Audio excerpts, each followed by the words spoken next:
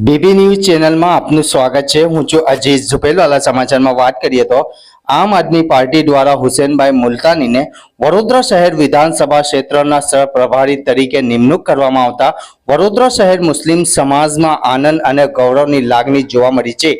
આ અવસરે વડોદરા શહેર મુસ્લિમ સમાજના અગ્રણીઓ અને સભ્યો દ્વારા હુસેનભાઈ મુલતાનીનું હાર્દિક સ્વાગત કરવામાં આવ્યું હતું। સમાજના પ્રતિનિધિઓ જણાવ્યું હતું કે તેમની નિમણૂક શહેરના સર્વાંગી વિકાસ માટે એક સકારાત્મક પગલું સાબિત થશે। કાર્યક્રમ દરમિયાન કેટલાક સિનિયર સિટીઝન દ્વારા હુસેનભાઈ માટે દુઆ કરવામાં આવી હતી કે તેઓ આગામી સમયમાં વધુ પ્રગતિ કરે, ઉચ્ચ પદ પર પહોંચે અને વડોદરાનું નામ રાજ્ય તેમજ રાષ્ટ્રીય સ્તરે રોશન કરે।